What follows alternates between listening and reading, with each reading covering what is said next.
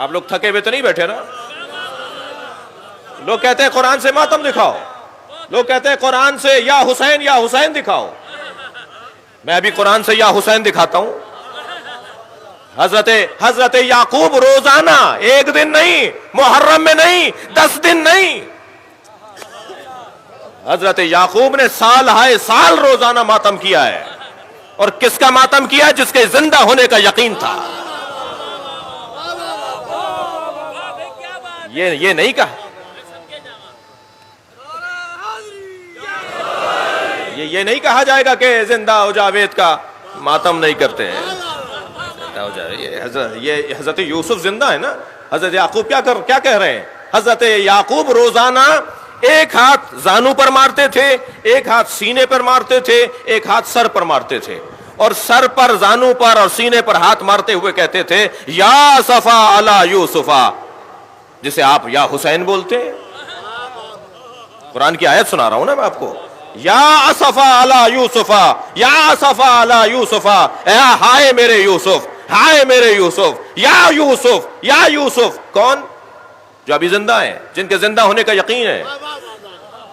और न सिर्फ जानू पर, सीने पर और सर पे हाथ मारते थे हजरत याकूब, बल्कि वब यज्जत ऐना, इसकी बात वाली आयत, वब यज्जत ऐना हो फहुवा कदीम, और इतना रोते थे मातम करते हुए कि रो रो के हजरत याकूब की आंखें सफेद हो गईं। और कुरान क्या कह रहा है? फहुवा कदीम।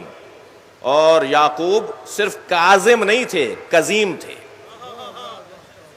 और फरमाएंगे भाई, थोड़ी दिक्कत बढ़ाइए अपनी जी। एक होता है साबिर, एक होता है साबिर, एक होता है काजिम। साबिर और काजिम में फर्क है। काजिम बर्दाश्त करने वाले को कहते हैं, और काजिम में भी इंतहाए बर्दाश्त जब आ जाए तो उसे कजीम कहते हैं।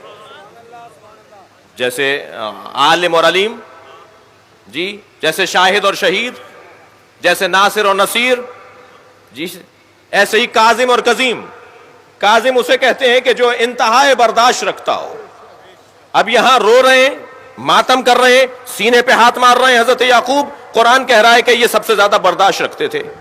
ये क्या मतलब है इसका? जरा आपकी तवज्जो चाहूंगा। ये क्या कह रहा है अल्लाह? क्या बताना चाह रहा है? क्या मतलब है इस आय करीमा का कि हजरत याकूब सीने पे, जानू पे, सर पे हाथ मारते हुए या सफा अला यूसुफा, या सफा अला यूसुफा का नौहा बुलंद करते थे और आंखों से आंसू गिराते थे, और इतने आंसू बहाए कि आंखें सफेद पड़ गईं। और कुरान कह रहा है फहुवा कदीम, और ये बहुत ज्यादा बर्दाश्त करने वाले थे। सिर्फ एक ही बात तो सामने आती है, सफाई तारीख को पलट कर देखिए।